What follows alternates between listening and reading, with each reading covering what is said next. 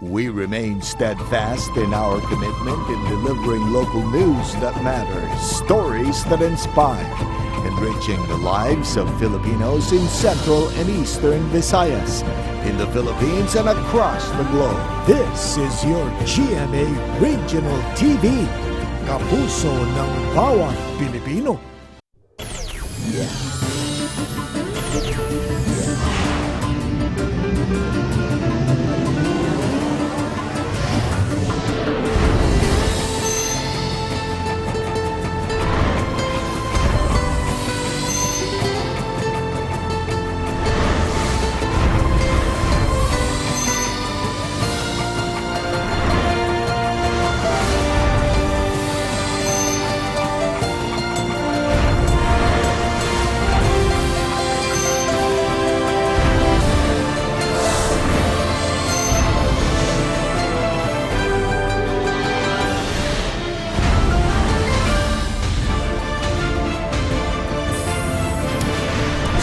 Kini ang GMA Regional TV Balitang Bisdak.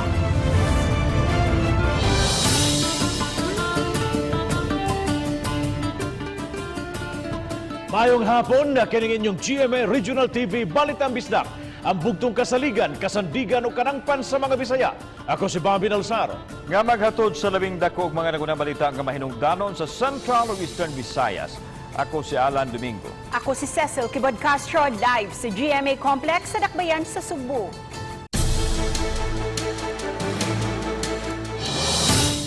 Gipaubos karon sa Blue Alert ang lalawigan sa Cebu. Nunod kini sa epekto sa bagyong Dante. Pipila kadapit sa amihanang Cebu, ubos na sa Public Storm Warning Signal number 1. Ania ang report. Lakip sa gipaubos sa Tropical Cyclone Warning Signal number 1 ang Katmon, Sugod, Borbon, Tabugon, Bugo City, Medellin, Daan Bantayan, San Remigio, Taboylan ug mga isla sa Bantayan ug Camotes. Sa monitoring sa Cebu Provincial Disaster Risk Reduction and Management Office, makasinati ang mga dapit ug pag-uwan ug kasarangan nga paghampak sa hangin. Hinon wa pay gikataho nga daotang epekto sa daotang panahon sa nasoy mga lungsod sa amihanan. Subay nini gipaubos karon sa Blue Alert status ang lalawigan sa Sugbo. For the northern part, generally, ang ilang nasinati ron is mga light winds. No? Light winds, ginagmay uwan, and doon ay moderate to rough ang iyang bawd. Matod ni Neil Sanchez, ang Pangulo sa PDRRMO, nga gikanselar ang mga biyahe sa kadagatan sa mga apektadong dapit. Nakarecord ang PDRRMO o kapin sa 200 ka mga pasayro nga na-stranded sa pantalan sa Danao, padong sa Islas Camotes ug sa ubang mga isla. Samtang sa datos sa Philippine Coast Guard, 184 ka mga pasayro ang na-stranded, 77 usab ka rolling cargo o 14 ka vessels ang apektado. Samtang nakaposisyon na ang mga heavy equipment nga maggamit og galing adunay dakong epekto ang bagyong Dante. Nakigalayon ang PDRRMO sa mga local disasters sa kalungsuran. Ongoing PAUG assessment ang katong mga LGUs na to nga adunay puerto. But in Danao, we got a partial report of 290 stranded passengers na mula Bangay unta padung sa Camotes. Gipahimangnuan ang katawhan sa pagmonitor kanunay sa panahon ug muhikling dayon. Giandam na usab ang mga evacuation centers sa mga lungsod nga apektado sa bagyong Dante. We have already put in place our rescue vehicles and equipment on standby, as well as food and non-food items. Kauban si Cleofer Lumayag, ako si Alan Domingo. Balitang Bisdak. Mga mananagat sa sityong Baybay, Barangay Dumlod, Kakmen sa Talisay, apektado usab sa epekto sa bagyong Dante. Ang report ni Faye Marie Dumabok. Sa labing uwahing kalambuan sa dagan sa bagyong Dante, lakip ang dakbayan sa Talisay nga napaubo sa Storm Signal number 1. Kapin sa gatusan ka mga mananagat sa dakbayan ang apektado usab. Sukad gahapon kining kapin sa gatusan ka mga sakayan ang wa na magamit pa sa mga mananagat dinhi sa Barangay Dumlog tungod sa kabati sa panahon ug kabaluron sa dagat. Hinungdan nga karon gipang-ayo lang nila kung unsay angay ay hunon sa ilang mga sakayan ug gikatakda nila nga ipasaka ngadto sa may seawall kini mga sakayan pagpangandam sa posibleng pagdako sa dagat ug pagbalud. Pipila kanila hinay-hinay nang nihipo sa ilang mga sakayan. Samtang uban, nabisi sa pag-andam sa ilang mga gamit sa panagat. Kinang hinaot sila nga mamaayo na ang dagan sa panahon. Madagko yun, Siguro lang may kuhan saka niya sa kuhan kay nakabali-buli naman may og nang kuhan managko na yan mo kay pagsaka na mo managko na may naisaka niya daan. Kay wala ka panagat sukad gahapon, kining senior citizen nga inahan ug asawa ang naningkamot nga makabaligya sa iyang mga kakanin. Dinhi sa baybayon aron adunay mapalit og pagkaon sa ilang banay. Nga akong anak, way kuha akong banawa. Unya, daghaman ko anak taon, 7 ka bukong pakanon. Nya kami panduha di siyam. Mayon tatagaan mi kami nga ayuda diri sa sitio Baybay. Bisan sa kalit-kalit nga pagbundak sa kusog nga uwan sa dakbayan, sukad pa netong weekend. Wala ra nakataas ang tubig sa pa. Apan Local Disaster Risk Reduction and Management Office, naka-blue alert status. Ang mga personnel, naka-standby alert na sila, even ang katong off-duty. If there is landslide diri sa Talisay, sagad ang maapektuhan, ang iharad yung karsada, matabunan, and then i-clearing ra pod na dito sa mga kontraktor sa DPWH, makaagi na pod. So, wala pa tay closure. Uba ni Jun Sulon. Ako si Marie Dumabok. Balitang Bisdak. Gikanselar na ang biyahe sa mga sakayang pandagat paingon sa Olango Island, dakbayan sa Lapu-Lapu, sugod alas 5. Karong hapon, kinihuman, malakip na ang Metro Cebu sa mga dapit nga napaubos sa Signal Number 1. Sa iyo ganina, may mga biyahe pang gitugutan bisan pagbundak sa uwan, kay medyo kalmado pa ang dagat na sinati sa Sugbo ang tibok adlaw sa dakbayan nga pagdagom o kalit nga pagbundak sa uwan. Gani may pipila ka mga dapit ang nakasinati og mga pagbaha.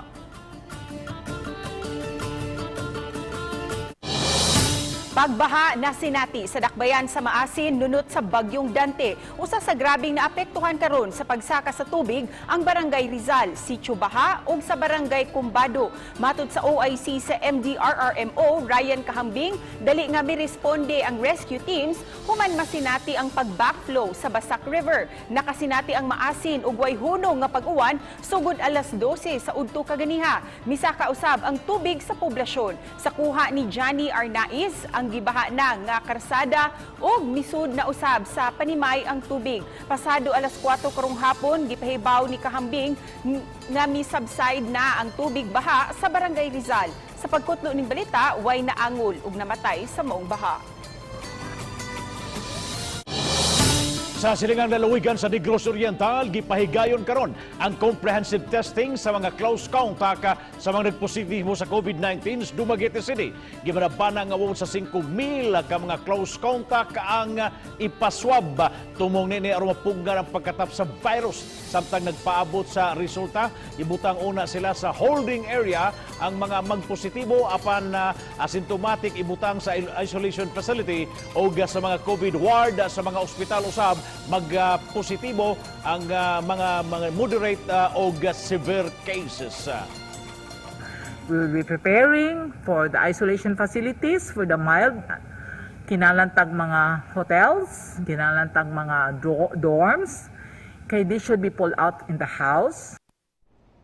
Samtang sa resolusyon nga napost sa social media sa Integrated Bar of the Philippines sa Negros Oriental, ilang gipaluyuhan ang hangyo sa Negros Oriental Medical Society o sa Philippine College of Physicians sa lalawigan nga ipamos pagbalik ngadto sa enhanced community quarantine ang tibok lalawigan. Nagtuong IBP Negros Oriental nga ang ECQ usa sa pamaagi aron mapugan ang pagsulbong sa mga kaso sa COVID-19. Ikaduhang vaccination site sa dakbayan sa Talisay mamahimong makabakuna og 800 ka mga Talisaynon sulod sa usa ka adlaw. Ano yung report ni Marie Dumabok? Ganihang buntag, gisusi ni Engineer Ricardo Mendoza, Operations Head sa Visayas Vaccination Operations Center, ang ikaduha nga vaccination site sa syudad sa Talisay. Nahimutang kini sa katulungan dana sa usa ka mall diha sa Barangay San Roque sa may Cebu South Coastal Road. Pasado ug andam ang dapit nga makadawat sa daghang mga magpabakuna. Gani gilantawan nga mahimong 800 kada adlaw ang mabakunahan dinhi. Abaga ng City Health Office sa kapulisan, mga gwardya, sakop sa Task Force Talisay ug mga traffic enforcer aron hapsay unya ang pagpamakuna. Mao gani siya gidesign ni General Mel katong IATF Visayas no nga for mass vaccination katong yung tanan no But kani siya design for katong naka-register na daan. Wa ni siya walk-in.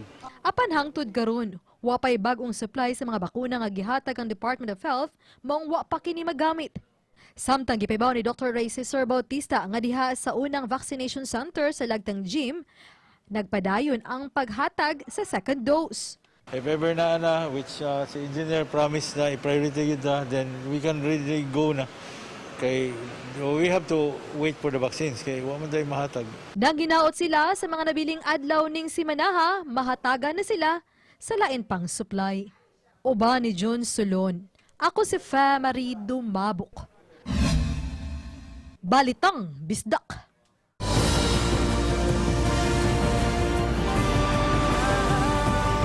Kini ang GMA Regional TV Balitang Bisdak.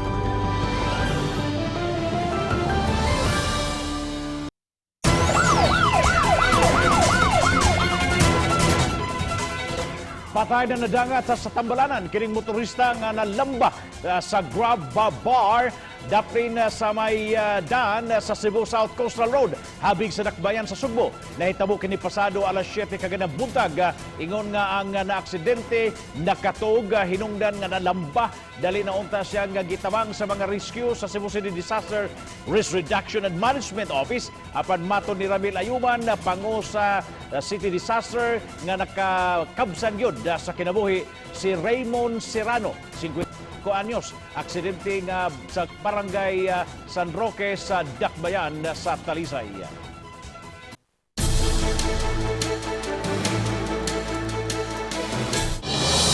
Tungod sa bagyong Dante, suspendido ang trabaho o klase sa probinsya sa Eastern Samar. Kini subay sa mando ni Governor Ben Evardoni nga miisyo sa iyo ganiyang buntag. Susama usab ang mando sa mayor sa Borongan City, Jose Ivan Dayan Agda. Ang dakbayan sa Borongan sa Eastern Samar usa sa mga lugar nga gipabot sa Storm Signal number 2. Sa ilang mga executive order gimanduan sa gobernador ug mayor ang mga opisina nga involved sa delivery of basic services sa pagpadayon silang operasyon. Samtang giisa ang tropical cyclone wind signal number 1 sa eastern portion sa Northern Samar. Tungod nini, mabatyagan si Bagyong Dante sa Mapanas, Kamay, Lapinig, Palapag ug Lawang. Signal number 1 usab sa northern portion sa Eastern Samar ug apektado ang malungsod sa Artiche ug San Policarpio. Nunot nini, suspendido na usab ang paglawig sa kadagatan. Base sa gipagawas nga notice sa Coast Guard Station Northern Samar, wa nay tugutan nga mobiyahe sukad pa kagahapon. Inanay ng misaka ang gidaghanon sa mga nagpabakuna sa Lapu-Lapu City. Samtang karong adlaw, gisugda na ang second dose sa mga nagpabakuna ug AstraZeneca. Siluan ni Rondina sa report. Karong hapon ang schedule sa ikatulong batch sa mga magpabakuna gamit ang Pfizer vaccine. Matod ni May Cheryl Tipait, National Immunization Program Nurse Coordinator, nga may 426 na lang ka mga doses sa Pfizer vaccine ang nahabilin ug nagpadayon karon ang pagpa-pre-register. Samtang sukad kagahapon, moabot na sa 8,159 ka mga upunganon ang nakadawat sa first dose sa COVID-19 vaccine. Wala pay labot ni ini ang mga nabakunahan gamit ang Pfizer ug kadtong nabakunahan ubos sa Project Balik Buhay. Sa mga nabakunahan nasa Sinovac, may 1,894 na kanila ang nakakumpleto na sa duha ka dose sa bakuna. Samtang karong adlaw ang schedule sa ikaduhang dose sa nabakunahan sa AstraZeneca. Ang mas didaghan karon nga nagpabakuna ang ato ang with comorbidity. Ang senior citizen is naalang gihapon man. So ato na tong ang pre-listed na master list, ato to silang tawagon, atong hatagan og appointment. Maton ni Tipait, gihingusgan karon sa lokal nga hagamhanan ang profiling aron maabot gayud ang target nga 70% sa populasyon sa Lapu-Lapu nga mabakunahan batok COVID-19. Sa karon ma'am is nagkasaka na gyud ang nagpabakuna. Kay we have ato man gipanghingusgan nga ato silang encourage ato gi-strengthen ang ato ang information dissemination regarding sa atong COVID vaccination. Uban ni Marlon Melgazo, Lou and Merondina, Balitang Bisdak. Karon nga nalakip na ang Mandaue City sa napaubos sa storm signal sa Bagyong Dante, hingpit na ang monitoring nga gihimo karon sa mga otoridad, labi na sa kasapaan sa ilang lugar.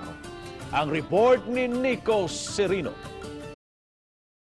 Naka-blue alert na ang Mandaue CDRRMO ni posibleng epekto ni Bagyong Dante. Gikan sa ilang command center, subsub ang pag-monitor nila sa lain-laing bahin, labi na sa mga danger zones sa syudad. Sa mga dagkong kasapaan, butuanon ug mahiga, gigamit ang mga cameras nga giinstolar sa dakbayan. Gitanaw ug hugot nga gimonitor ang water level. Duna sab kini alarm system aron mapahimangnuan ang mga residente kung magkinaunsa.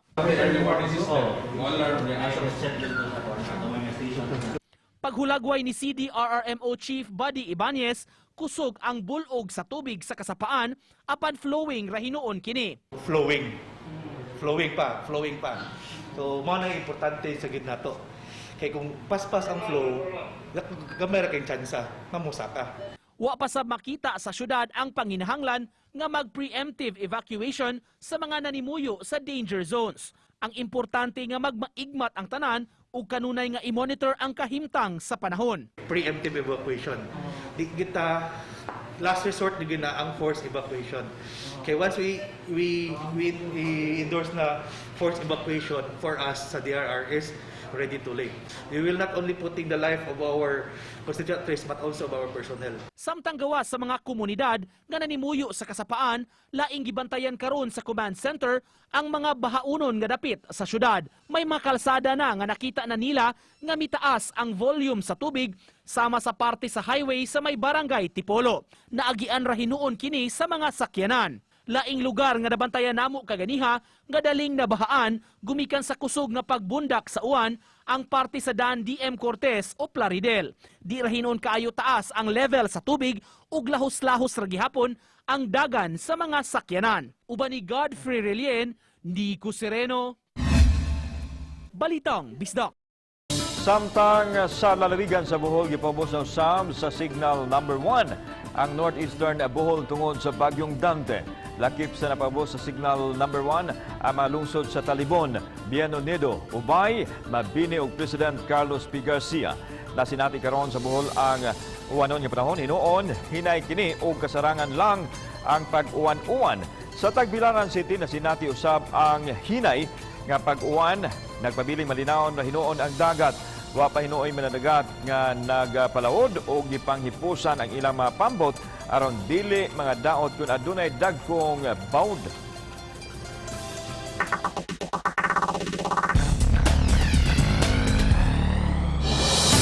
Nakuhaan sa kamera kining disgrasya nga nahitabo sa dakbayan sa Mandaue. Sa kuha sa ilang command center, makita kining panagbangga sa usa ka taxi ug delivery vehicle. Pasado alas 12 sa tungang gabi nahitabo ug gituhuan kay hawan man ang kadalanan, maong lahos-lahos na lang ang pagpadagan sa mga sakyanan ug wala nay minor-minor. Samtang nahuli kam usab kining panagbangga sa duha ka mga auto. Nasuta nga ang usa ka auto pa right turn ni atong higayuna apan anaa sa center lane. Samtang ang auto sa daplin, palahos di ay ang direksyon.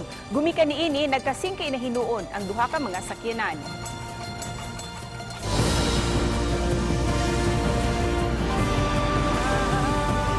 Kini ang GMA Regional TV Balitang Bisdak.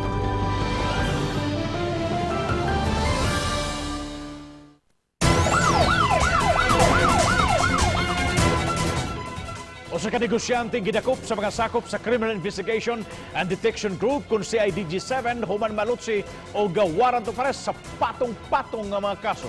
Ano ang report? Si Darren Ray Diaz, 32 anyos na psikopatol sa gipahigayong synchronized anti-criminality law enforcement operation kon sa Clio kagabi sa Salinas Drive Extension Barangay Lahug, Cebu City. Upat ka mga kaso ang iyang giatubang. Una is yung Anti-Carnapping Act of 2016 with a bill ban recommended of 300,000. Yung pangalawa ay ito yung Cybercrime Prevention Act of 2012 in relation to Section 8 of RA 10175. Mayroong katumbas na piyansa na 72,000. Gibutyag sa Pangulo sa CIDG7, Colonel Ireneo Dalugdog nga sakop sa usa ka grupo ang dinakpan. Siya si alias Tori. He is a newly identified member of Chong criminal gang engaged in gun running, gun for hire, robbery, and illegal drug activities operating in Lapu-Lapu City. Samtang gimakak ni Diaz ang pasangil. Mato niya, wa gani siya hatagi og higayon nga makatubag sa kasong gisangat batok sa kaniniya kasusyos negosyo. Busa nahibong siya nga naludsan na og warrant of arrest. Matod ni Diaz nga iya ang mga butang diin gipasinginlan siyang nangawat. Wa pay pamahayag ang dinakpan sa report sa CIDG nga sakop siya sa usa ka crime group. Samtang gipadayag sa CIDG nga igo lang nilang giserve ang warrant of arrest. Batok ni Diaz. Kauban si Cleofer Lumayag, ako si Alan Domingo. Balitang Bisdak. Lalaking pipila ka adlaw ng missing nakit ang patay sa karaang Cebu International Convention Center kung CICC building. Gisusi pa unsa hinungdan sa kamatayon niini. Ang report ni Nico Serino. Napasok sa elevator area ug nagsugod na pagpanimaho kining patayng lawas nga nakit-an sa CICC building. Kagabi kini nabantayan ug taod-taod pa nga naugkat sa mga miresponde nga personnel gumikan kay natago kini. Mag alas 4 na sa kadlawon hingpit nga na-pull out ang patayng lawas. Giila ang namatay nga si Arjun Cananga, 32 anyos, lumad nga taga Sitio Basubas, Barangay Tipolo, Mandawi. Matud sa iyang pamilya, Biyernes sa gabi kini katapusan nga nakit-an dihang milakaw sa ilang panimay ug wa na muuli pa. Si Cananga nagtrabaho kaniadto isip driver. Bawa siya gipananggid ko asa siya mo nang 100 mi wa mi kay baw na unsa ba siya. Kinilalat ang weekend nga nagmingita mo sa iya? Oo, labi na yung asawa kay kuan pero na out of mind na siya asawa ba kay ana mo gid siya sa mua mo adto usay mo stay sa mua usay pod nana ba. May nakit-ang bunog sa lawas sa biktima nga natultulan kay nakit-an sa CICC building ang iyang bisikleta. Na problema pa karon ang pamilya sa galastuhan sa pagpahiluna kaniya. Gingnan mi pagkahuman og kuha sa patayng lawas, gingnan mi nga nakurid akong samad sa luyo sa ulo niya nya. Bunog kuno kay diri og diri niya mo to. Kay may kinang tawo, bisag gamay lang kwarta niya mamuhatag din na siya. Kanang ultimo yung mga amigo nga nagkalisod. Usa sa gitutukan sa kapulisan sa investigasyon ang motibo sa pagsulod sa biktima sa CICC building kay gidili man kini. Doon na hinuig gwardya sa building apan giingong di sab ma-monitor ang entiro lugar gumikan sa kadako. Ang grounds ra sa CICC ang gigamit nga evacuation area sa mga nasunugan kaniadto sa Mandawi. Sa mga notorious ginakawatan sa CICC is kining grupo-grupo na sila. So isa sa motive na gitanaw nato is basin na kusunadahan lang or natripan lang sa lain na grupo. Aron matino gyud ang hinungdan sa kamatayon, ipaubos sa autopsy ang patayng lawas sa biktima. Kulog naman to si dito, murag na-trap to si dito, tanan namo basin pagka initially sa katong mga video na nakita nako itong mga ni-recover is murag itsa siguro siya dito, giulog. Uban ni Godfrey Relien, Nico Sereno, Balitang Bisdak. Base sa monitoring sa Philippine Coast Guard, adunay 1,761 ka mga pasahero na na-stranded samtang miabot og 44 ka mga barko o sa ka motor bangka o 587 rolling cargos ang wa gipalarga dito sa Eastern Visayas, sa Central Visayas, Southern Tagalog, Northeastern Mindanao o Bicol Region. Not gihapon kini sa Bagyong Dante. 24/7 ang monitoring sa Philippine Coast Guard. Samtang ato na siren karon nga walay kuryente o total blackout ang tibuok Maasin City.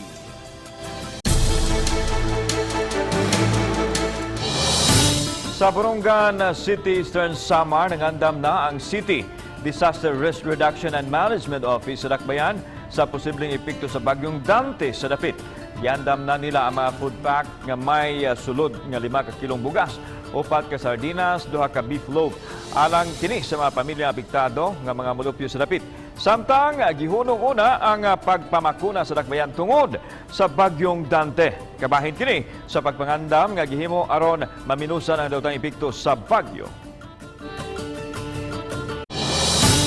Lakang sa probinsya sa Cebu sa pagatiman sa kaso sa COVID-19, gihulagway ni Presidente Rodrigo Duterte nga proactive ato sa panagtubang nila dito sa Malacañang, ilabi na ang pagdawat sa mga overseas Filipino workers o OFW o returning overseas Filipino kon ROF. Ania report. Kauban ni Governor Juan Garcia pagatubang sa Presidente silang OFAB Secretary Michael Lloyd Dino ug Dr. Mary Jane Loriche, Chief Pathologist sa DOH Region 7. Gipasabot nila ang Presidente sa mga health protocols nga gipatuman sa Sugbo, ilabi na ang pagdawat sa mga returning Filipino overseas ug OFWs. Gipasabot nilang Garcia ug magkaubanan kabahin sa nakalahi sa palisiya sa Sugbo Itandi sa IATF. Alang kang Garcia, mas epektibo kini kay nagpabilin man sa ubos nga modified general community quarantine ang Sugbo sulod na sa napo kabuan. Sa protocol sa pagdawat sa mga OFW ug ROF, iswab dayon sila sa pag-abot sa Mactan Airport ug magpaabot og usa ngadto sa 2 ka adlaw sa hotel samtang naghuwat sa resulta sa swab test. Tugutan nga makauli kung magnegatibo. Gawas nga minus gasto sa hotel, mahatagan usab og taas nga panahon nga makauban ang pamilya. Mitambong sa meeting silang DILG Secretary Eduardo Ania, DOH Secretary Francisco Duque ug uban pa mga cabinet secretaries. Bisan sa pag-insister sa duha ka cabinet secretaries nga ipatigbabaw ang national guidelines, wa suspinsuha sa presidente ang kausaban nga gipatuman sa protokol sa lalawigan Sugbo. Inay, gimanduan ang DOH nga tun-an ang gihimo sa lalawigan sa Sugbo. Gihulagway sa Presidente ang gihimo sa gobernador nga proactive hinuon. Giklaro ni Garcia nga hiniusang tampo sa mga ahensya sa gobyerno ang gibatuman sa lalawigan. I thank the President. I heard him clearly when he said, Gwen, you're a very proactive leader, and that is good. So we will have to study what you are doing. In the meantime, national policy has to be followed. In the meantime, national policy must be followed. And however, we do not admit that we are perfect. Samtang sa isyu kung unsay mahitabo human sa Hunyo 5, paghuman sa diversion sa mga international incoming flight, mato ni Garcia nga napaminaw sa Presidente ang pagpasabot niya ug sa iyang mga kaubanan. The President in that meeting really showed his compassion for the OFWs and returning Filipinos. You could see it in his face. Gidivert ang international flights sukad niadtong Mayo 29 hangtod na sa Hunyo 5. Kauban si Cleofer Lumayag, ako si Alan Domingo. Balitang Bisdak. Sa lalawigan sa Siquijor, gipakita na sa publiko ang bagong provincial hospital sa lalawigan. Gihulagway kini nga mas dako og hamugaway og makaatiman sa mas daghang mga pasyente. Gipahibaw ni Vice Governor May Ling Brown sa lalawigan sa Siquijor nga giaprubahan na sa provincial board ang dugang 255 million pesos sa provincial board aron ipalit og dugang kahimanan nga magamit sa provincial hospital. Samtang ang ubang bahin sa building gigamit karon isip isolation facility sa mga nagpositibo sa COVID-19. Presidente Rodrigo Duterte palansaron pagka-vice-presidente sa umaabot nga eleksyon. Kini ang gipalabang nga resolusyon atol sa National Council meeting sa PDP Laban Party kagahapong adlaw dinhi sa Dakbayan sa Cebu. Nabutang usab niini nga si Duterte na ang mupili kinsa ang iyang mamahimong running mate pagka-presidente. Lakip sa mitumaw nga pangan ang presidential daughter Sara Duterte Carpio ug Senator Bongo. Mitambong sa tigom ang mga miyembro sa partido lakip na dinhi sa Cebu.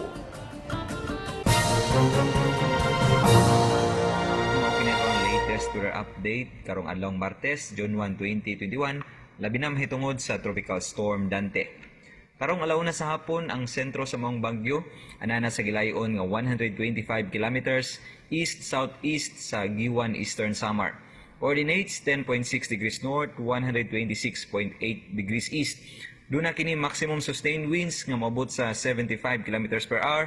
Doon siyang sentro, ingon man pagkusukuso o gustiness nga maabot sa 90 km per hour. Nagaero kini northwestward o pamihanang kasadpan sa gipaspason nga 15 km per hour. Ug atong nakita karon sa atoang latest satellite animation nga baga na gyud kayo ang dagom nga nagahabol sa tibuok Kabisayaan ug Mindanao area. Ug base sa atoang latest forecast track, ang maong bagyo expected na to padayong magaerog pa west-northwest or pa northwestward o iya gyud nga tumbukon o dunay inisyang landfall karong gabi or karong kaadlawon didto sa may Eastern Samar or Leyte area. Expected nato nga magamintinar kini sa iyang tropical storm nga category prior sa iyang landfall. Unya ato makita sa tong latest nga forecast track nga posible kining mahimong usa ka tropical depression among bagyo adto na sa adlaw nga Biyernes o by Saturday usa na lang kini ka low pressure area. Sa to ang latest tropical cyclone weather bulletin number 12 nga gi-issue karong alas 2 sa hapon, giisa na sa signal number 2 sa Visayas ang tibok Eastern Samar, Samar, Northern Samar, Biliran, Leyte ug Southern Leyte. Signal number 1 pod ang tibok Aklan, Capiz, ang northern ug central portion sa Iloilo, ang northern portion sa Negros Occidental, ang tibok probinsya sa Bohol, ang northern ug central portion sa Cebu, including na ang Bantayan o Camotes Islands. Sa probinsya sa Cebu, signal number 1 ang Daan Bantayan, patighulog na gyud dito sa may Carcar City o Alogensan area. Para sa dugang update, bisitaha ang atuang website. Gikan diri sa Mactan sa buhatan sa Pag-asa Visayas DOST, kini si Mio Aguirre og may hapon.